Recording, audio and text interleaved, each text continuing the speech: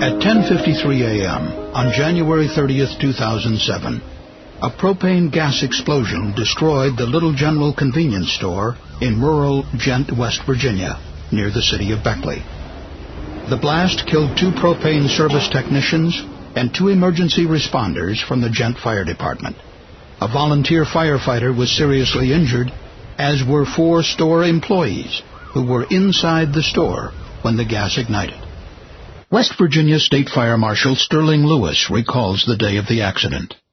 It was a scene that was horrific to me because of the familiarity that I had with the area growing up there for 52 years. There was a tremendous amount of carnage. We had firefighters down. We had civilians that were down. I believe the main reason that we investigated this accident was that there was a tragic, unnecessary loss of life. In this case, we had 2 emergency responders that were killed and 2 propane technicians in a seemingly routine operation. And from that standpoint, the CSB thought it was important to uncover the root causes and find out why these people died. Nearly 30 minutes elapsed between the release and the explosion. If there had been an evacuation during those 30 minutes, all of the lives would have been saved. The Little General gas station and convenience store was located on Flat Top Road in Ghent. Inside the wood-framed building, the store sold soft drinks, magazines, and snacks, as well as pizza, which was cooked in 2 propane-fired ovens.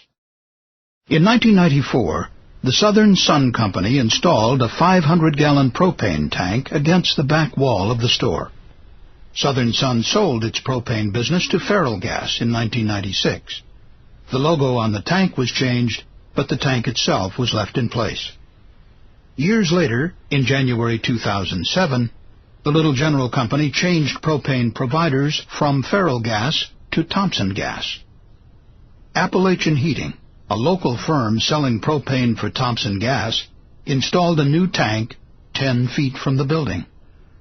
There were still about 350 gallons of propane in the old tank, which Appalachian Heating intended to transfer through a special valve, hose, and pump to the newly installed Thompson gas tank. To make such a transfer, a technician must first unscrew a safety plug from the top of the liquid withdrawal valve on the tank to be emptied. The safety plug has a small hole in its side called a telltale. If propane is released through the hole, it is a warning that a dangerous release is likely if the plug is completely removed. So if propane is seen, the plug should be retightened. If no propane is observed escaping, the plug may be removed, and a valve with a special fitting is then threaded into the liquid withdrawal valve.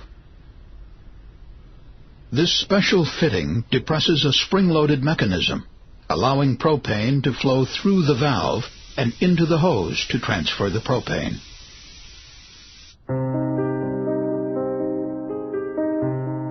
The CSB determined that on the day of the accident, several factors combined to turn what should have been a routine tank exchange into a tragedy.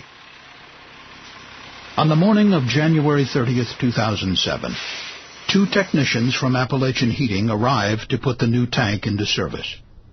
The lead technician then departed for another job site, leaving an inexperienced junior technician to prepare for the transfer of propane unsupervised.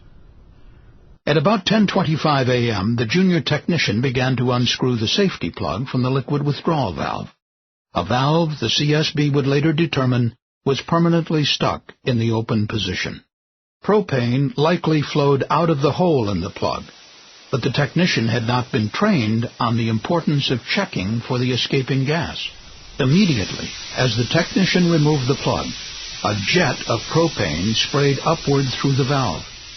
A billowing white cloud of flammable propane vapor formed behind the store. The propane struck the eaves of the building and flowed into the store through vents in the roof overhang and directly into the restrooms through 2 vent pipes. The flammable gas also diffused down through the ceiling.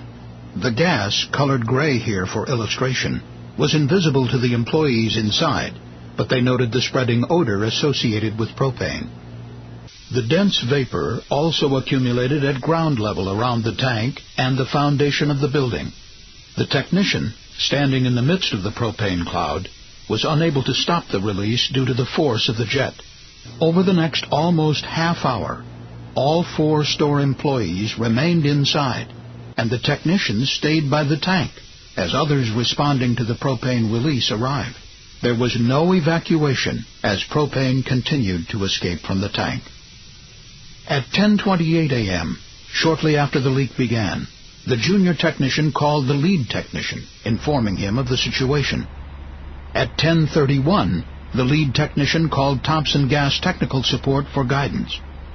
The lead technician then called the junior technician back and likely told him to call 911.